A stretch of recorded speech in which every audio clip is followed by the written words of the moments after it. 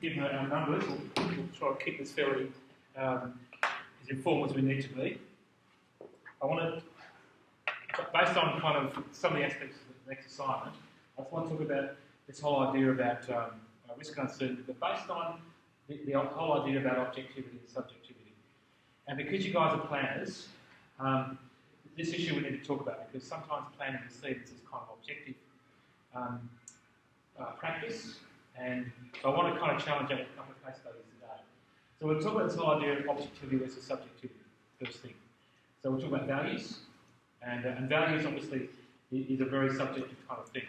We'll talk about local knowledge and how that feeds into the process, and therefore this whole idea of risk and uncertainty starts to come in. And that is really, the message here is that planning, modern planning, is done in an environment of uncertainty rather than certainty, which is almost counterintuitive, because you talk to developers, the thing they say most of all is they want certainty. Well, that's fine, except if you're dealing with a highly uncertain environment, it's quite difficult for planning to deliver that. So we'll talk about that as well. Do a little bit of theory, just to give you a sense of what this thing is, by a guy called Paul Beck, and his idea of risk society, what that actually means. Give an example of that. And therefore, how we make decisions in the face of uncertainty. So how do we plan when we don't have this kind of certainty around us? And the whole idea about adaptive decision making. And then we finish with a discussion about resilience. And you'll notice that the last one of the issues we talked about in the assignment, talk about resilience, and I want to sort of put it into place for you. When you see that picture there, what do you actually see? What's the first thing you see? Who sees the trees? It's the first thing they saw. Yeah. Who saw the pillars? Okay. Can you see that? In a sense, what you see first is kind of like represents in a sense your kind of biases about things. If you're very much a nature type person, maybe you see the trees first. If you like the built environment, maybe you see the pillars first. The point about that is that what you see, what you perceive about what you see, it might be different from what is actually there anyway. And that the whole world is about perception, and that it's not about what's actually there, it's about the way we perceive the world. And people perceive the world quite differently. And that's an issue for planning, is how we deal with perceptions about reality and what we're planning in that regard. So let's keep that in mind as we go through it. What's the context for sustainability and planning? Well, really, decision making now is no longer simple. I mean, we did this when we talked about governance. No longer can we just simply go out and do simple stuff. I mean, maybe when you work for local government and you do things like DAs and that kind of thing, that's quite a simple bit about planning, but most planning is not like that. Most planning is much higher level, and therefore it's much more complex than what we think it is. And the whole idea about rationality, that all you have to do is know what the scheme says, what the policy says, therefore the decision follows. It really doesn't no longer exist. There's a whole pile of irrationality about what we're dealing with. That's the modern world in a sense. What I'm going to do is talk about 4 challenges to the whole idea about rational decision making, and I just see how you go with this stuff. Okay, the first one is the whole objectivity of knowledge and science, and when I use the word science, I actually mean information, as much as anything else. Things are as clear as they used to be. I want to give a case study. So I'll give 2 case studies about so-called objectivity and subjectivity of science. The first one is from a book. This is a chapter of that book called May the Sheep Safely Graze by Brian. It's quite an interesting read, and I'll give you the guts of it today. It's from a book about risk, environment and modernity. Okay, the story starts like this. This is the Lakes District here. This is where the case study is. And the story starts in 1986, and it's about sheep farmers in this area here. Now, typically, if you look at what the landscape of the Lakes District look like, other than lakes, there's lots of mountains too, where the sheep safely graze, and a very open countryside like that. So typically, it looks like that. The story starts in 1986, when Chernobyl, the nuclear reactor in Chernobyl, blew up, and so Chernobyl was here, and released a whole pile of radioactive gas into the atmosphere. It went west and blew over Western Europe and also the UK. And so straight away, all the governments west of Chernobyl were concerned about potential nuclear fallout. Well, it just so happens that the area they picked out in the UK where there was most concern was in fact the Lakes District. And what happened was, first of all, the government denied there was a problem. That's the first thing that happened. Even though people raised concerns, they said the UK was not affected by any fallout. And then, all of a sudden, the UK Ministry for Agriculture imposed a sudden and indefinite ban on sheep movement in that region, only in that Lakes District, the only place that this was the case. And they were concerned about radioactive cesium, because what they did is they started sampling all the paddocks and stuff throughout the whole UK, and the only place that came up with radioactive cesium was in fact the Lakes District. So within a week the ban was only going to be for 3 weeks. That was what they announced. It was based on the science, which said that the half-life of cesium was 20 days. That it would, after 20 days, most would wash out of the system and the sheep would be free of radioactive material. And so that was the kind of thing they were hoping on. The problem was that within 2 months later, cesium levels were still high and the ban was extended. So the science that was being applied was actually not correct. And under pressure, the government said, okay, look, clearly you can't sell your product. So what you can do is you can relocate the sheep to a different paddock, and hopefully by having a different paddock, then the radiation levels in the sheep would decline. And so they would agree to move them, but they had to be tagged, which means they basically couldn't sell them. These sheep were from Lakes District, they were contaminated, therefore they couldn't sell them. And the assumption was, based on the science, that once you put them in new pastures, that would flush out the cesium and the sheep would return to normal health. In a sense, the farmers are caught both ways in this regard. They couldn't sell their sheep, and they had to pay the cost of relocating the sheep to fresh pastures. The problem was that even when they relocated the sheep, the cesium levels remained high, the radioactive cesium. And so there's something going on here, and the scientific model was wrong. However, decision makers were relying only on the scientific evidence to make the decisions. And the model kept saying, this is what you should do. And what they found, it took 3 years to find this out, that the half-life of cesium is actually what we call pH dependent. If you remember your chemistry from wherever, pH is acidity, and they were assuming that the clay soil, that the soils were clay, therefore therefore the half-life of cesium would actually would decline. And all the science was based on the pH of the alkaline. In fact, the soils there were acidic, and so straight away the science was wrong. And in fact, acid soils were actually making the cesium not decay and stay in the sheep, and so on. So it took 3 years to discover that, which they didn't actually consult with the farmers about this at all. So the story actually starts to get sort of unfold with it. What they did is, they decided that they better actually see what's going on with the sheep. So they decided they would actually do tests with the sheep and look at the metabolism. So what they did is that they decided they would inject the sheep with something which mimics what cesium does. Not actually radioactive cesium, but it would actually mimic what it does. It's harmless to the sheep, and they would inject it into the sheep. And they thought, well, what we should do is collect the sheep, put them into a pen so we can observe them, and we can see what happens. The farmers said to them, the sheep aren't used to being penned up, and it's a silly thing to do, so therefore don't do it.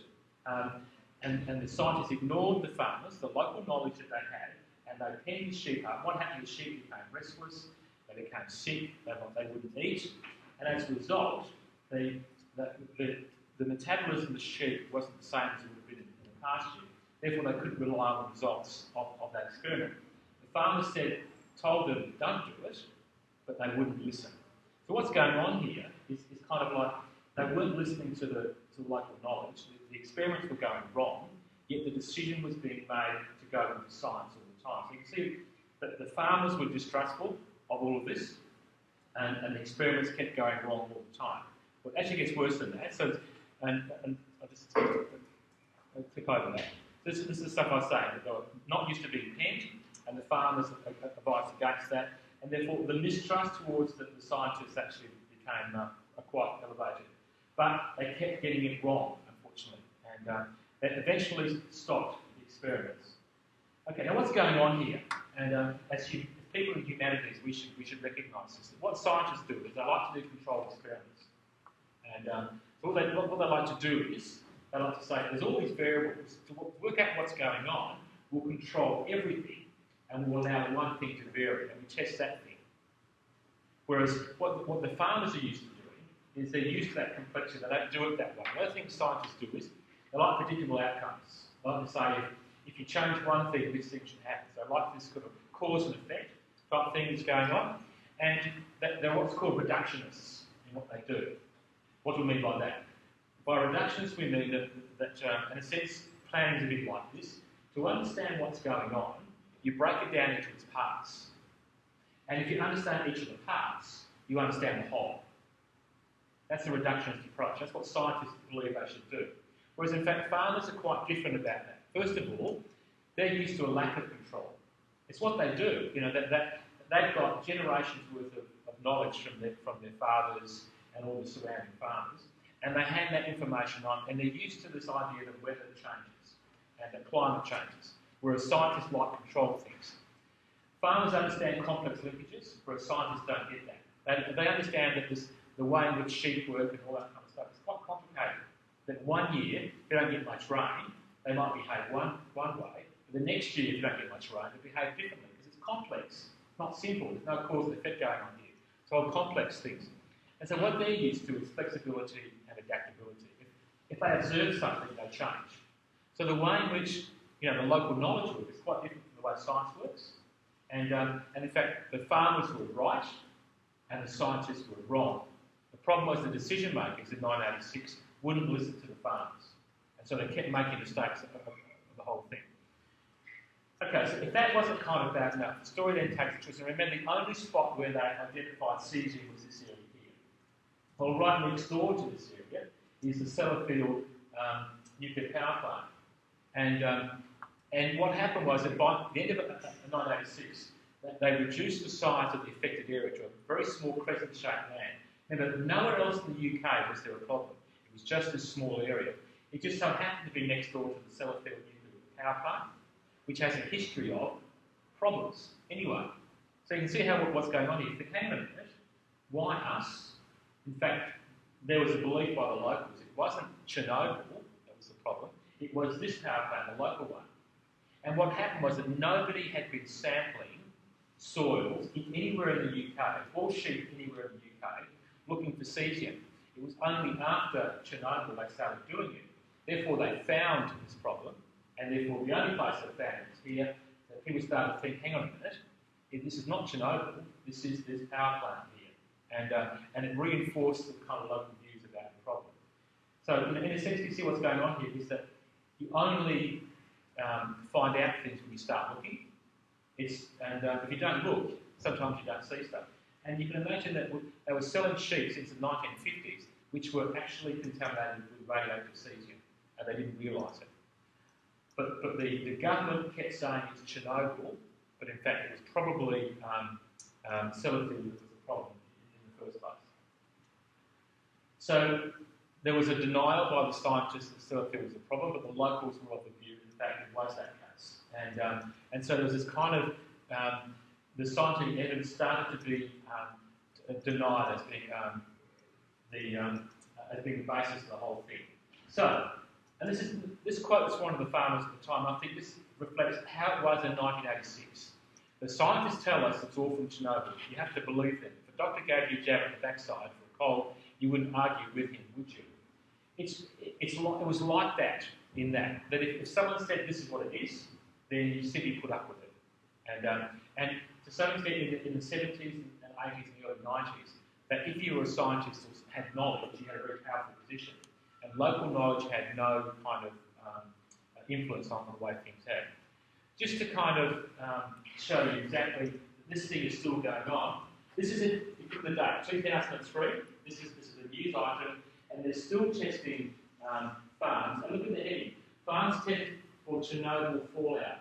And still in 2003, the government's saying it's Chernobyl, and all the locals are saying it's bollocks. It's actually Sellafield that's going on here. There's always denial goes on. And they're probably going to have to keep doing checking up until 2035, which makes people think more and more if it was anything to do with Chernobyl whatsoever. Okay, so what are the key messages here? That traditional knowledge and science that scientific knowledge isn't always right, and sometimes local knowledge or traditional knowledge is right, and this is the case here, but it wasn't believed. So we should value the local knowledge, because sometimes they know stuff which we don't, particularly in complex stuff. Also, the issue of trust comes up here, that people who are affected by this event simply didn't trust the scientists and didn't trust the government. And the next case study is all about trust as well, which is where we'll go now. This is where evidence doesn't always prevail. This is where politics starts to come into it, and in fact, local stuff becomes more important than science. But there's an issue of trust involved here. So this is a case study of a Brookdale, which is here. So there's Armadale. There, you can see where it is, this area here. The southeast corridor is expanding down this way here. And it's to do with what's called the Brookdale Waste Treatment Facility. And the story goes back to 1988. This thing's been operating for some time, so since 1988, and it was only operated as what we call a septic treatment plant, which means all it took was stuff from septic tanks. That was it. So people would turn up to your septic tank, pump it out, drive to Brookdale and dump it there. That was it. It was operated by the Department of Environment. They owned it, but they then leased it out to a private company, the Department of Environment, it's called. You see a bit of a problem here? The department owned it, but they're also the regulator. So they got a conflict of interest in that regard. So they owned and operated it, in fact, and also the regulator. So they regulated the whole thing. The story really kicks off in 1995, when there was an application to accept a wider range of hazardous waste. So the private operator for DOE said, we want to accept chlorinated organic chemicals, other organic chemicals, flammable liquids, and also acids and alkalis. This is a significant upping of the stuff that's going to be received there. Much more dangerous. So this stuff here, chlorinated organic chemicals, that's some of the most poisonous chemicals that we have, that we actually know. So this is pretty serious stuff. Not surprisingly, a public campaign started in 1995 against the whole thing. So this is a story about what happened over the next pretty much 10 years, the whole thing. The EPA assessed it. Now, you remember the EPA is the Peak Environmental Authority, and they said it's okay. And partly it was okay because it was far enough away from residential areas, so there was a decent buffer around there, what they said. But the campaign started, you can see, they're concerned about things like their health, nausea, chronic fatigue, so there was concern about children as well, that they would be exposed to the vapours of these chemicals, and there was health issues associated with that. Okay, so the approval was given in 1996 after the EPA assessed it. 3 years later, you can see where the trust starts to come in here. 3 years later, in 1999, the EPA advised the minister that the site was accepting materials which were not included in the approval. In other words, it was breaching its licence. And who's the regulator? Department of Environment. They actually also own and are getting paid for operating the site. So they're getting paid by the operator to use this site, but also the regulator as well. So you can actually see there's a trust issue coming on here. The Minister of the Environment established what's called the Brookdale Community Reference Group in 2003 to provide advice on a range of issues associated with the liquid wastewater treatment plant. In January 2003, the DOE did some air quality monitoring and said the air quality was fine. Well, not surprisingly, the community didn't believe that. And they simply didn't trust the DOE in that regard. 5 months later in May, the government asked the CSIRO to review, under public pressure, the DOE monitoring. What CSIRO said, first of all, was that the methodology was fine. However, they had some concerns about the results and the interpretation of the results. So here, flags are starting to wave now. The community starts to say, hang on a minute. The DOE has clearly got a conflict of interest, and as a result, you can't trust them to do the air quality monitoring properly because they own the site and getting money for that. So this whole other thing comes up. So what did the government do? They set up, this starts to become critical now, a panel of medical experts were appointed to review the health and environmental impacts of the Brookdale Wastewater Treatment Plant. They're looking particularly at the nearby primary school, the staff and the nearby residents to that. That's what they wanted to review, was the health impacts. They reported in March 2003, this is what they said. There was no evidence that the Brookdale Waste Treatment Facility was a source of heavy metal exposure for Forestdale students. So you would have thought, okay, well, you've had this panel of experts, they've said this should all go away now, and the government should be satisfied with that. The problem was that the committee went on to say, strongly recommends that waste material needs to be handled at an appropriate site away from residential and community facilities.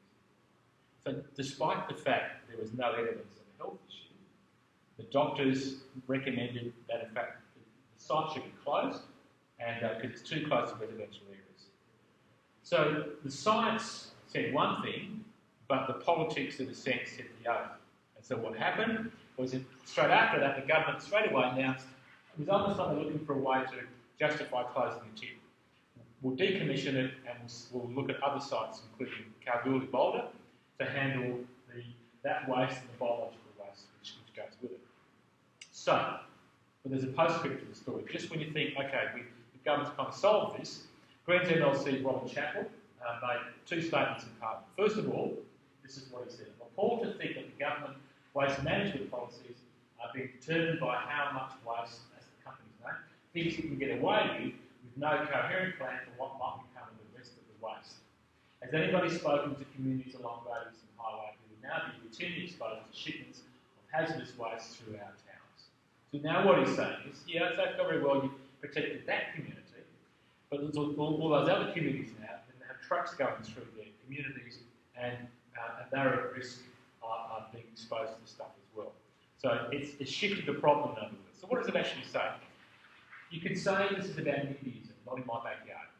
Well, I don't think it's as simple as that. I think there's something else going on here. And what's going on here is that the outcome here wasn't based on the science in the sense it was about different values. That while the scientists were saying this is fine, there's no health issues here, that included the Department of Environment, CSIRO and the medical experts. They said there's no problem here. The community had a different view. They wanted zero risk of health outcomes. So this whole idea about level of impacts and what's acceptable as level of impacts. And I think the communities were saying they wanted zero risk, whereas what the scientists were saying is that there is a risk, but it's acceptable risk in that regard. And complicating all that, in fact this is probably the critical factor, was that there was distrust towards DOE because of the conflict of interest and all that kind of stuff. And interestingly, we see therefore as a shift of power, and this is a more modern example now, late 90s into 2000s, we're seeing now that the whole idea of local stuff now is becoming as important, if not more important, than what the scientists are saying. So we've gone from a situation in 1986 where science was everything, and now we're seeing in this case study, and in fact we're seeing a shift of power away from the experts now to the community and what they kind of want. Interestingly, during the whole process, the community spent a lot of time learning about toxic chemicals and that kind of stuff, and they mounted a very successful campaign based on their understanding of the science. What did DOE do? Well, the only thing that DOE did was send their scientists off to do a communication course, and to better communicate what they understood. And so the only thing they learned was how to communicate. They thought that all they needed to do was get people to understand. You know, the thing, all you have to do is educate the public and they'll understand. Well, that was their view. Well, sorry guys, the public already knows stuff, but what they view of things has been quite different. So things have changed in 15, 20 years. I just want to show this to you, that there's this kind of thing that we draw a graph. What you can show is an increasing concentration of the substance in the environment along here, and then up here, increasing health impacts, sickness and death. This is what the science can show you, is that there is some sort of relationship. As you increase the concentration, more people get sick and more people die as you increase that. That's what the science says. No question about that, although some people start to question the graph. But the real question is, where's the acceptable level of risk? You can't have zero risk. It is way too expensive. For example, we're sitting here today and we are exposed, we are at risk of dying because of an explosion of Kwinana. In fact, when the cold front comes through, it's northwesterly and turns southwesterly, the wind will blow directly from an industrial area. If there happens to be a leak of deadly cyanide gas, which there was 15 years ago, down there, that would blow up this way, and everyone in their path will be exposed to cyanide gas, and some people will die. So there is a level of risk that we're being exposed to in that regard. The incident I was talking about 15 years ago, when they released alcohol cyanide gas by accident, it was an easterly blowing, so it blew out towards Garden Island, so nobody was exposed to that. So the question always going to be is, what's the level of acceptable risk? You see, that's a political decision, or it's a social, it's a value-laden decision, not an objective decision. The community is saying we want zero risk, and we always say you can't afford that. It's simply not affordable. I mean, we can't relocate Kwinana, and we can't expect industry to have no emissions from there. So we will accept some level of risk in that regard. So we'll now talk about risk management. So what we have here then, from this case study, is the question of trust. And this happens, and that's an example of land use planning, by the way. It's not just about kind of waste management, it's about land use planning. The issue of trust is really important. Even when the science is right, which it was in this case, the notion of what is acceptable risk is a political, social matter, not a scientific matter. Scientists have no role to play in that. It's purely about politics. They can advise, but decisions at the end about that. So, that leads us on to the third challenge, which is it's an uncertain world that we're dealing with. I want to give an example of that, which is not a planning one, but it's more of an environmental one. We're dealing with a whole pile of uncertainty with stuff. And sometimes that uncertainty is due to a lack of baseline data. If you think about it, in planning, when we do strategic planning, we don't have good data on what's going to happen in the future. So in a sense, every time we do a plan for the next 5, 10, 15 years, the further out we go, the more uncertainty we begin with, because we don't have the data. We don't know what the population is going to look like. We don't know what technology is going to do, all that kind of stuff. So we're dealing with uncertainty. Often new data emerges along the way, but importantly there's complexity which goes on. If you think about how we're going to manage congestion in our cities in the future, it's a highly complex matter. If you build more lanes on the freeway, it doesn't necessarily mean that the traffic is going to get less congested. It might attract more people on the road. You don't know people's behaviour. If you build more public transport, you don't know necessarily that's going to solve congestion either. And it should do, but we don't know necessarily will do that, because at some stage we're going to fill up our public transport. There's a limit to how many trains can go on the track. We've got 4 main tracks, 5. Fremantle Line, Armidale Line, Midland Line, Mandurah and Joondalup. Okay. There's a limit to how many, during peak hour, how many trains you can put on there. Because there's a safety limit between trains. It's about 5 minutes. You can't have trains less than 5 minutes apart. It's too risky to do that. Therefore, and the station widths are such that the length of the trains is constrained. So what you've got is there's a built-in capacity to your transport system, which you can't exceed, unless you build more lines and you make the stations longer. That's your option. So my point about that is the whole thing about planning for congestion is very complex. And add to that, if people started working at home instead of working in the city, then that would add to the complexity, because fewer people will be on the roads as well. So all that's quite complex.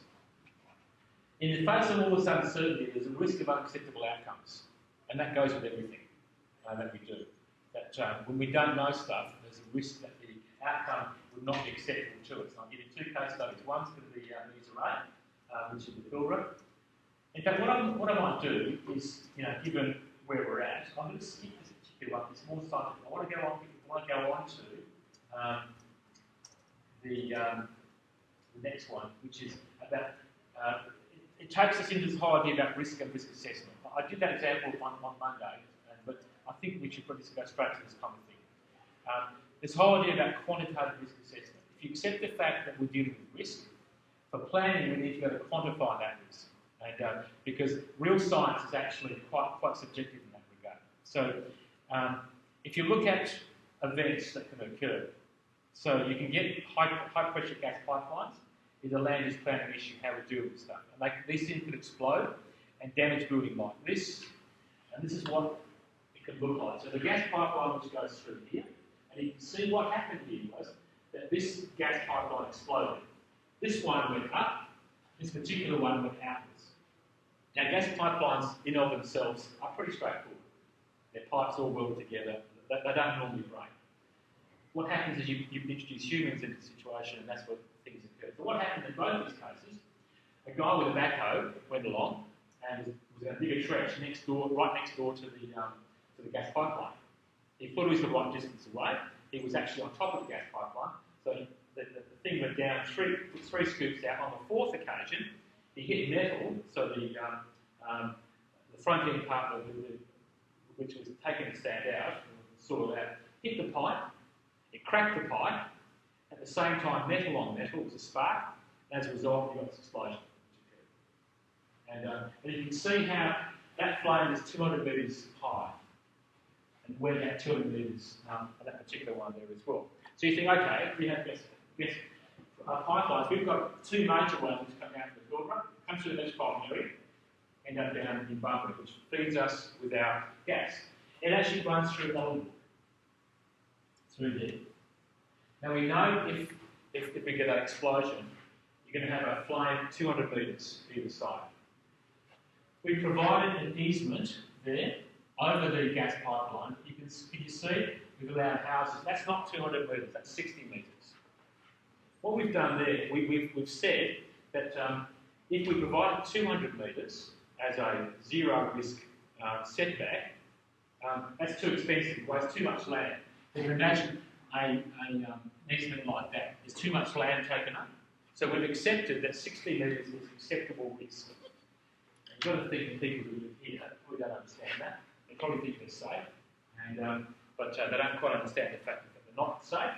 If there's an explosion, you're in big trouble, and government deals quickly. So, did anyone know what it blocks?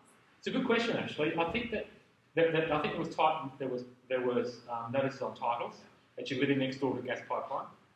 Yeah, that was it. Yeah. But did they understand that, in fact, that the flame could be 200 metres? No. That wouldn't have been on the title. Exactly. No one would actually buy it. So you can see, we kind of hide these kind of things. It's a little bit dodgy, yes. But that's what we do. And here's Kwinana industry here, and that's pretty risky as well. This thing could explode. So therefore, what we want to do, during the 90s, late 80s, early 90s, we developed this thing of quantitative risk assessment. And we look at this thing called individual risk. Is the risk of a certain outcome of an individual at a specific location. So what's the risk for each one of us here? Because of Kwinana, it's about 1 in 10 million chance of us dying. That's about what it is. It's measured in terms of fatality or injury, which is the chance of one person dying or being injured. And that's, so we use this idea of risk of one individual dying every year. Is the kind of way we quantify risk. What does it look like? Okay, we decide acceptable risk based on 5 types of main land uses. So these are the main land uses. Sensitive developments, which is hospitals, schools, childcare facilities, and so on. Residential development, commercial development, non-industrial activities, and industrial activities. And there are 5 main types of land use, and we have different risks for different land uses. Here they are. For sensitive land uses like schools, it's effectively 1 in 2 million is what the risk is in that regard. For residential, it's 1 in a million. This is the critical one, 1 in a million criteria. That's the one which defines where urbanisation can go. Next door to, we're not just talking about industry, we're talking about things like petrol stations, because they have, particularly with LNG gas tanks, those things can explode. Even places like dry cleaning facilities, they have the risk of exploding because they use toxic chemicals or leaks of gas. So the whole pile of things we have to deal with. Commercial is 5, non-industrial is 10, industrial facilities is at the boundary is 50, but if you work in that, so you're exposed to a risk of 100 in a million chance. So what it means is that there is a probability that 100 people are going to die every year at those industrial plants because of an explosion. It's real risk, it's not zero risk. That's what we accept in that regard. And what we can do is we can quantify risk and we produce these contours. And it looks all very, very exciting because it's great for land use planners. It's a bit like zoning land. And we can say this is the 1 in a million risk, and what it means is we can do residential development up to, but no closer to that 1 in a million. There. And we shouldn't fool ourselves. So who made these contours? Who does that? There are experts who work for the Department of Environment, and that's their job. What they do is they collect data. For example, they look at all the industries in Kwinana, and they collect the data from all over the world about accidents that have occurred. They put it through a massive computer. It draws these lines, and that's how they come up with it. And we shouldn't fool ourselves. But here's Medina and Callista. So if I live here, I'm still, I have acceptable risk. But when you cross that line, you suddenly become more danger than what you were on the other side. And it's graduated. It's just that line defines land use planning. And we accept a risk in that regard there. So what are the implications? Well, first of all, for this, is that in planning, we don't accept zero risk. Too expensive to do that, so we accept a plus that.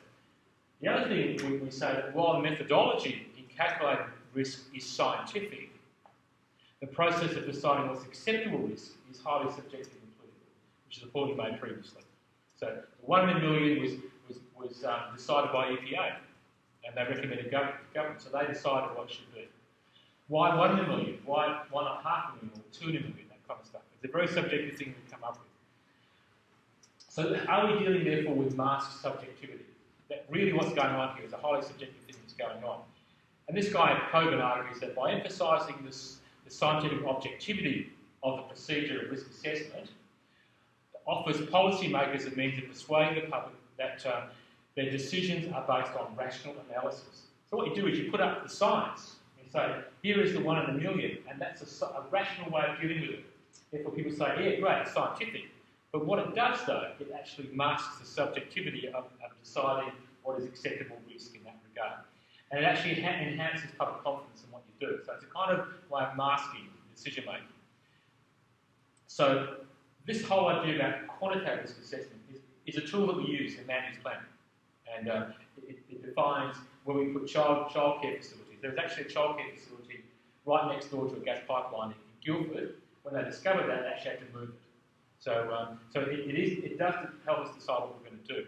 When they build new petrol stations in suburbs, they have to design them so that they're in a location, generally speaking, in the shopping centre, but not always, so that they're an acceptable distance from residential. You never see these days a petrol station just in a residential area. It's a risk issue. It's got nothing to do with anything else. And of course, there's also the noise and light issues, but primarily it's a risk issue. Now, quantitative risk assessment is good at looking at single risk issues. But now we're talking about risk in a much more broader context. We talk about ecological risk and things like genetics. And you hear this all the time that people are concerned about things like GM crops because there is a risk that there's health implications, but also that the crop itself can the seeds from that crop can blow across the next door property. There's a risk of contamination and so on. And what about land use changes in catchments? And that very complex thing, there's a risk that if you're doing land use changes in a sensitive catchment of a wetland or watercourse, that it could impact on that particular one. Look at the Great Barrier Reef. All the debates about, for example, building new ports on the Queensland coast, it's all about risk to the Great Barrier Reef. And people are saying it's too risky to build this stuff because of the impact of the Great Barrier Reef. So it's all about that. And what about multiple exposures that people are exposed to? And I'll get to that in a minute with you. So all of this, therefore, makes it very difficult to quantify these sorts of risks. Therefore, we do what we do. We do qualitative risk assessment. Not quantitative, it's qualitative risk. And I'll give you an example of that in a minute. These are descriptive and categorical rather than numerical. And they're much more subjective based. Because you have different perceptions about the level of risk and whether that risk is acceptable or not. We get a disagreement over the interpretation of the data, and community will have one view, and scientists have a different view about all of that. And therefore, what data to include in the assessment is also part of the other thing as well. This is what Elliot talks about in terms of how do people judge risk as being higher? Well, first of all, you're less tolerant of risk if it's imposed on you. If you're living somewhere and they want to build a petrochemical plant next door to you, you are much more sensitive to that because you were there first. But if you choose to live next door to a petrochemical plant, you are less sensitive to risk because that's your choice. So there's this notion of being voluntary and involuntary as part of that. Secondly, where equity is perceived, you think about this. Communities like Kwinana are right next door to industry, and they are exposed to so many different types of risks that they will say, state will say, no more. Why doesn't it go somewhere else like the western suburbs of Perth? Because they don't have any risk associated with that. Why don't they get a new petrochemical plant or whatever? So this whole idea about inequity as being perceived. Also, the potential consequence, if they're catastrophic, makes people more sensitive to risk as well. And finally, if we don't understand what's going on. So Elliot argues that the four things where people perceive risk much more sensitively than other ways of dealing with it. Sometimes they're offset. If people see, they'll make choices that if they will receive employment out of it or social benefits, then they'll accept a higher level of risk than if they don't get those benefits. That's what companies do. It's not bribing. If they want to locate you somewhere, they'll say, we'll provide jobs, we'll sponsor a local football team, and we'll build your community centre, and that's an offset to the high level of risk. And people will accept that in that regard.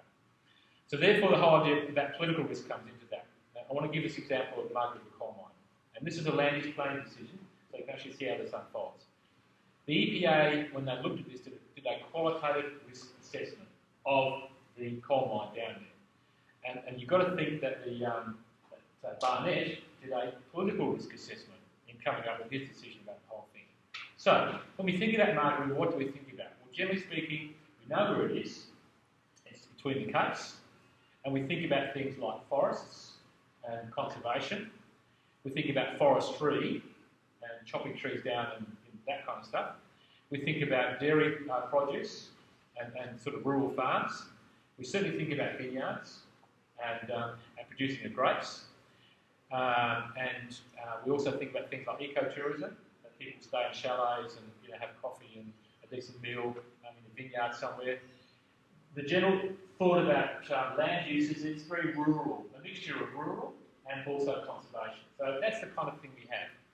Again, ecotourism, we think about beaches as being remote and pristine. The towns we think about there, other than Margaret River itself, are like Yellingup, which are kind of set in bushland area. We do think about things like caravan parks. That's where we normally go for our second year excursion to that caravan park. I didn't forget I was in there, but anyway. Or there's Smith's Beach, the whole idea about that sort of stuff. But when change gets imposed on it, like a fire went through it, people think this is so out of character. They're so nervous about what it's going to do to the character of the place that all of a sudden this fire going through here destroys the character of the place and will stop people coming down there, and tourism will be affected by that. So there was concern about the fire and what happened down there. You can imagine what a coal mine would do to the character of the place. Of course, Gracetown, small little community there, Bunkers Bay. If you look at Margaret River itself, it's an interesting mix of full-blown residential, and look how much special rural and lifestyle blocks there are around there, and as well as the rural stuff and all of that. So there's a kind of view about Margaret River, it's a kind of that lifestyle, and that's sort of lifestyles that we think about. Margaret River has a population of 14,000. It's got a growth rate of 15%. The town itself has a growth rate of 20%, so it's undergoing significant growth, and that's much more than the Perth metropolitan area. So there is growth going on down there. Interestingly, from the employment perspective, 30% of the population are transient workers. They're seasonal, in summer only. The economy is pretty vulnerable to things because you only get good employment during summer. So if you want to live down there, you either get one of the few long-term jobs, or you put up with working hard during the summer and not working at all during the winter. So it's a bit of a problem there. Can you see the attraction of the coal mine down there? You'll see that in a minute. Here's some of the numbers. If you look at the demographics of Augusta Margaret River, in terms of kids, it's about the same. But look what happens to the teenagers that start to move away from Augusta Margaret River. They start moving to Perth. And we're seeing a lot more, what is the other group? Starting to see now some of the lifestyles moving down there, rather than necessarily moving in Perth. So we're seeing a demographic shift. Look at the employment. If you look at the critical ones, which is accommodation and service, compare that with Perth, 12%, so it's almost double That's where the economy is the strongest in that regard. We look at professional services, there's more long-term things, and education is much less than Perth. So they've got an employment problem down there, and a sustainability problem, I guess, in that regard there as well. Margaret River is also a super town, and so what they want to do, royalties for regions are putting money into that to build, to encourage people to go there, but they need to have jobs. And this is the attraction of the coal mine. I'm not an advocate for it, by the way, just to be clear about this, but I just want to put a case up for this whole thing. And the super town's idea is to encourage growth away from Perth. So you're going to provide jobs, infrastructure and jobs for people to do that, otherwise they won't go there. Okay, so where is this proposed coal mine, or where was it? So there it is there. This is on the land that it was supposed to be. Some of the details, it would employ 200 people directly. So doesn't the coal mine have a certain lifespan? So long as you can go for a certain amount of time. Yes. After that, what are they going to do? But there's more coal than that. It's a fair bit of coal down there. So if this thing gets here, and this is the kind of concern by some of the locals, this would open the floodgates for other coal mines as well. But look at the figures though, 200 people directly, but an additional 800, so 1,000 jobs will be provided for about 20 years. And these are not seasonal jobs, these are long-term jobs. So you can see the economics of these things start to add up. But this is what it would look like on the ground. You wouldn't actually see much. There would be a dam here, and there'll be a couple of places here, there's another place there as well, and there will be shafts sticking out of the ground. This is not an open cut mine. It is, in fact, it's underground mine. What normally happens with coal mining, particularly in the Hunter Valley, is that it's not like it's quite different. Underground, what they do is they clear, they excavate a face. So they take all of the coal in a particular face, and they keep doing this and moving along like this. What happens behind that is the ground collapses behind them, so it subsides at the surface. What they've done here is what's called a board and pillar mine, and they leave pillars of coal behind. They don't take that coal, they leave it behind, and that prevents subsidence occurring. So economically, they could actually do a lot better than that, and therefore environmentally a lot worse. So it's actually not as bad as some people thought. But a lot of people think it's an open cut mine. It's not. It's an underground mine. But here's the problem. Here's Margaret River here. This is a cross section, and we have this aquifer. There's an aquifer here, which is an important one here. Can you see the Margaret River actually cuts into that aquifer? Which means that in summertime, the Margaret River either flows or there are permanent water pools there all year round.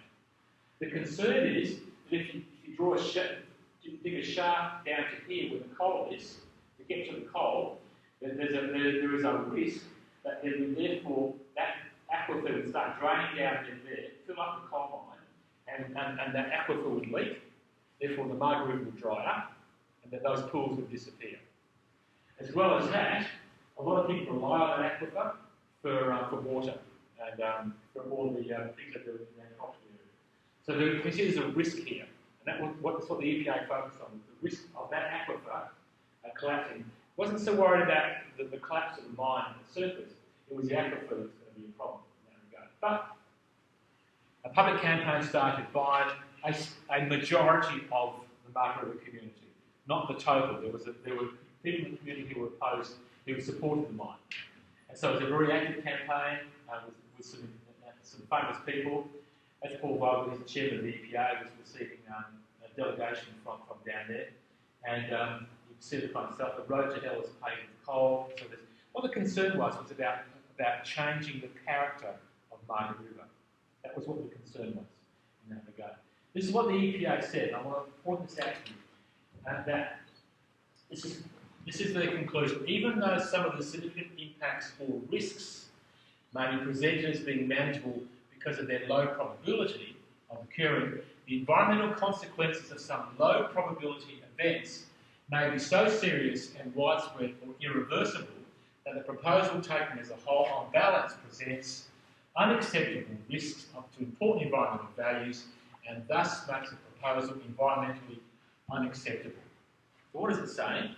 Is that while the chance of the aquifer collapsing is very small, if it does collapse, that's catastrophic. And because of that, it's unacceptable risk, and therefore it's environmentally unacceptable. That's qualitative risk assessment. The EPA has made that call. And it said that based on environmental reasons, the EPA said no to it, and the government accepted that advice. It's all about risk. Nothing else to do with that. So what are the key messages here? That we're seeing a lot more now, the rise of risk management as a way of planning. And I'll give you a simple example of that in a minute. It's certainly a lot more now in an uncertain world, not just environmentally, but socially and politically as well. And things change very quickly. I want to show this to you of how much our world is now about risk. This is a form I had to fill out the other day to have a scan done, a CT scan done on my top jaw. And it's an information and consent form.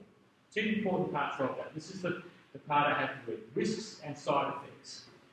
This is a non-contrast scan. It does not generally cause any side effects. The radiation dose on the CT scan varies from patient to patient and will depend on the size of the body, parts examined, the type of procedure, and the type of CT equipment is operational. The risk of radiation exposure is weighted up against the need to have the scan and the diagnostic benefits. With new digital technology and image tailored protocols, radiation exposure is reduced. Okay, so there's risks here to me of having this. It's not zero, it's just reduced. And what I'm being told is the risk of that exposure has to be weighed up against not having the scan. And therefore, the reason why I'm in there would not be therefore diagnosed. As a result, I could get sick anyway because of it. So it's a risk issue. And then there's the next bit, which is I then have to sign this, and I waiver what's going to happen.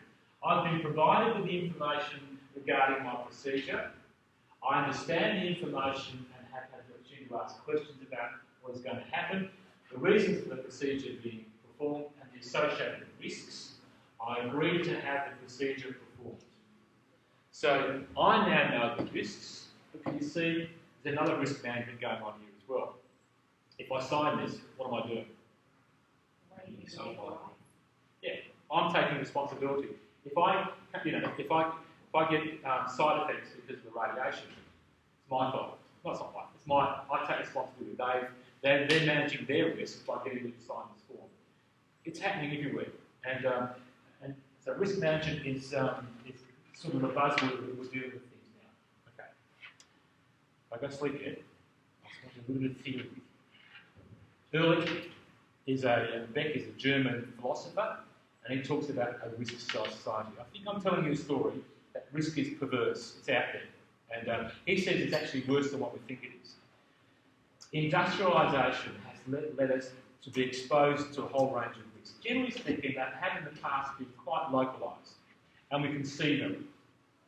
And so they're not sort of widespread. So that's what it used to be. However, his argument is now that it used to be quantifiable and predictable, but we're changing now. We have these other things going on, which risk is now widespread, possibly global, invisible, difficult if not to impossible to quantify, and highly unpredictable.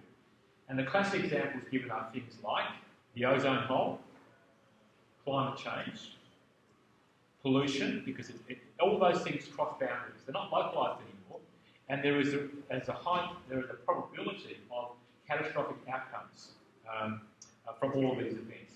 And he therefore says that what we're doing is we're living with risks all the time. It affects what we do, and we either choose to ignore it, or we change our behaviour because of it. It's an interesting read, and I'm not going to go any more than that. In fourth year, when you do planning theory, I think you learn that a little bit further. But it's an interesting idea that as a society now, we are driven by risk, and that's how we do it. Young people are a lot more risk unaverse than older people. You guys take more risks than what we do. So our decision making is based on risk, is what it is. And therefore, we see the rise of the precautionary principle. It's come out of this whole thing. We know the precautionary principle. It's where there are threats of serious or irreversible damage. Lack of scientific certainty should not be used as a reason for postponing measures to prevent environmental degradation. And we use that not just environmental stuff, but also socially as well. If there's a risk, a catastrophic risk for things, a high level of risk, then we shouldn't postpone measures. So you're aware of that, so I won't spend any more time on that. So how do we make decisions in the face of risk and uncertainty?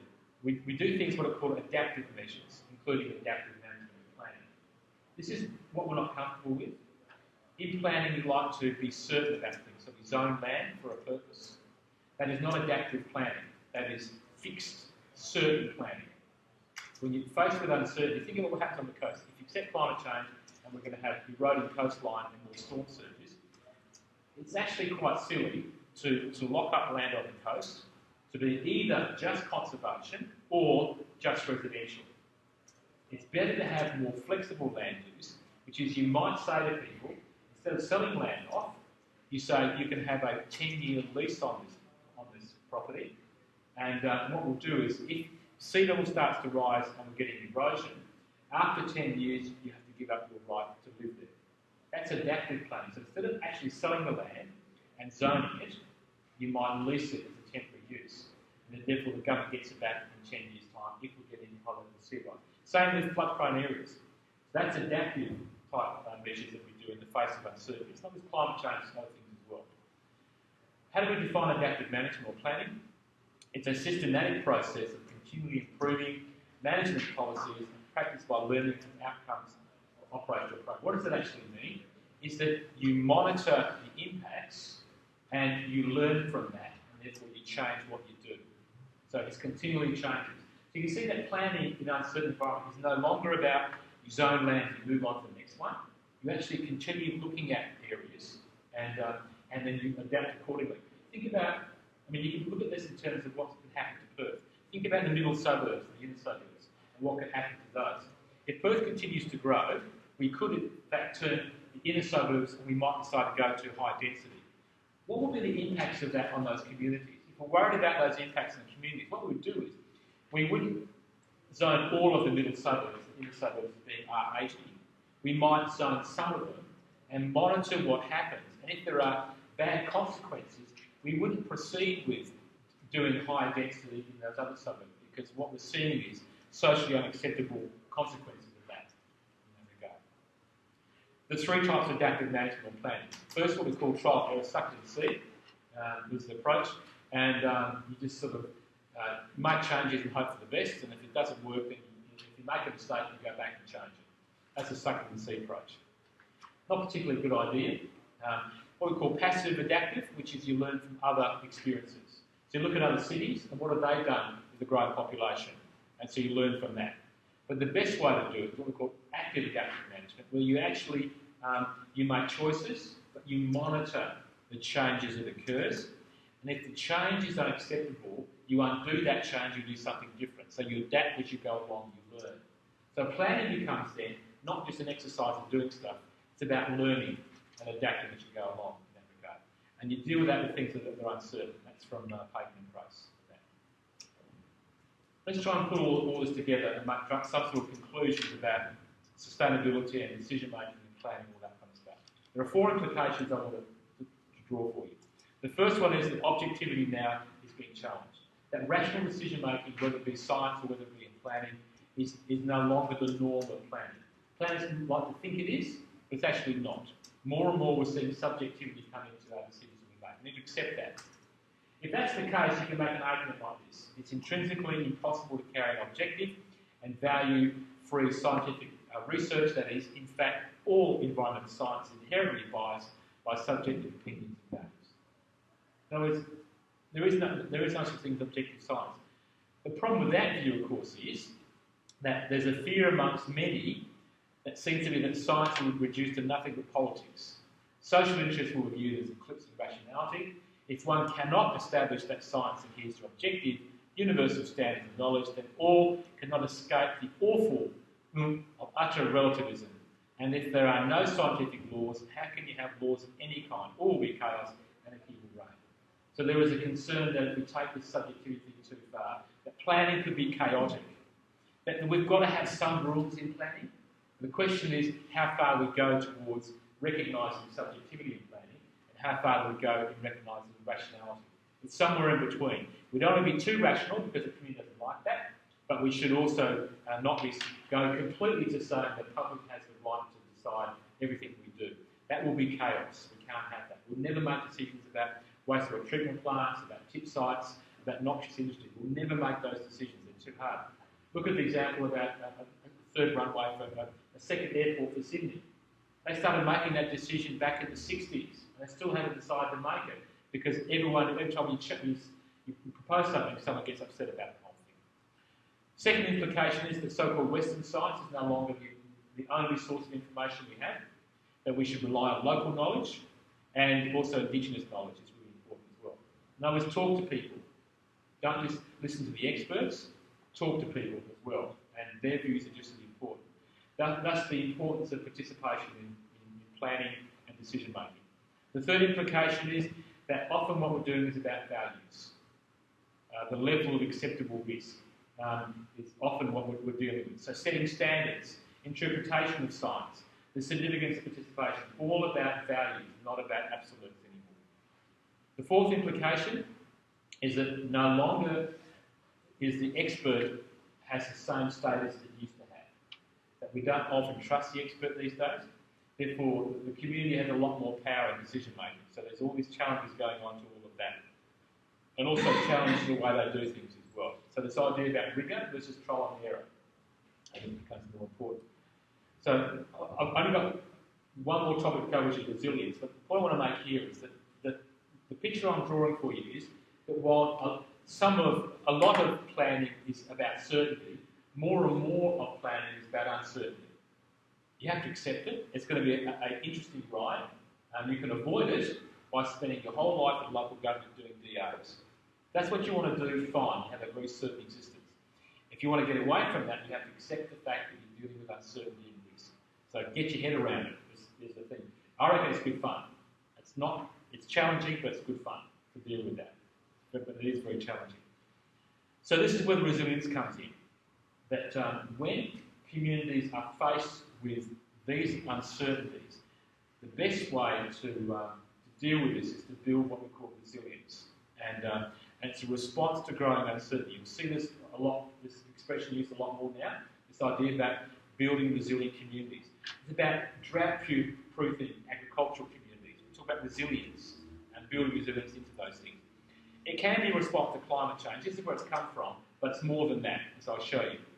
It's the uncertainty, not about the yes, no, but the how to and how much to do stuff.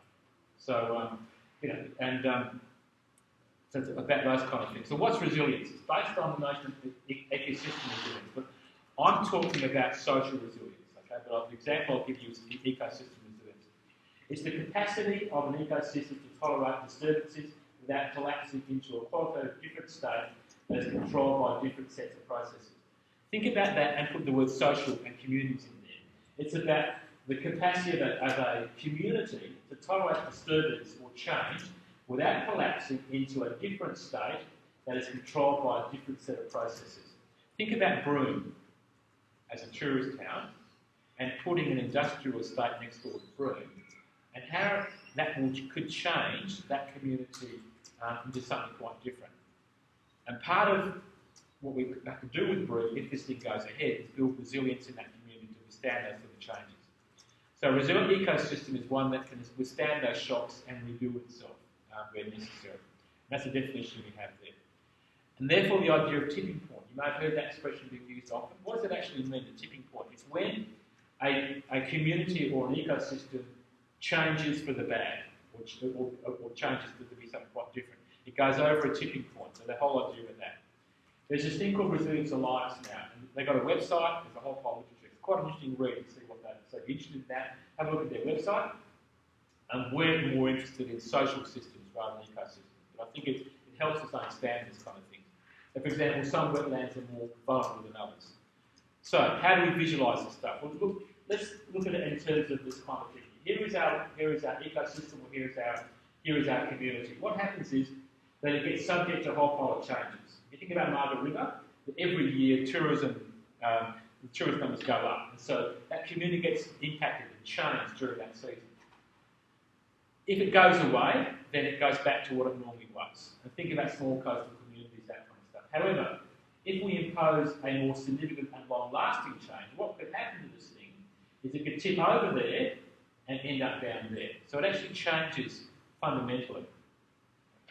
This particular change isn't too bad because we can actually work on that community and push it back to where it was. If we decide that's what we want to do, we push it back. If it doesn't take much to do that, it goes back to where it was. And so that sort of change we can impose. However, if the change that we impose is actually the other way, it could go over that tipping point and end up down here and be quite different as to what it was. And the problem with this is that if you try and change it and push it back again, instead of going back to where it was, it goes to be something else entirely. It never goes back to what it was before. It tips over there. So we've changed this community forever. What we'd like to do is perhaps if we want to make this community vulnerable, less vulnerable to change, is we try and make it more resilient by pushing these barriers up to change, so it can better cope with those kind of changes that occurs. What does this mean about physical sustainability? It's a way of looking at how we might get to a particular place. We base it on the notion of ecological resilience, which says that some change is okay. Well, Perth's going to double its population over the next 30 years, so we're going to be subject to change. Some communities will change forever. And and that's the fear of the western suburbs, that they're going to have, they're going to be completely different from what they were right now because of these changes that are going to occur. Some systems or some communities have different capacity to absorb that change. So what we should do is understand the ability of that little community to handle that change, which is their vulnerability. Communities which are less able to handle change are more vulnerable to that change than other communities. So then we want to build in that resilience to decrease their vulnerability. So we build in management or planning. So the role of local government and government agencies is to help those communities increase their natural resilience to that change. Think about communities in the wheat belt under drought. They're exposed to the risk every year of drought and therefore what it does to their economy. Some communities are more vulnerable and they're the ones that can disappear. Other communities are less vulnerable, they're more resilient, therefore they'll stay despite what happens there. So therefore we look at social resilience. Some change is okay. Different societies have different capacity to absorb that change, and we should understand the ability to handle that change, which is the vulnerability side of things. So therefore our planning and management is to increase the natural resilience of that community to do all that kind of stuff. So, wrapping all this up then, what does it actually mean for decision making in change and uncertainty? We should try and build social and economic resilience to communities which are going to be subject to change. So you're looking at that sort of each of the cities that you're looking at in the assignment, and one of the things you look at is how resilient they are. Is a community like Hobart, is that more vulnerable to change than is somewhere like Perth? Let's think about that for a while.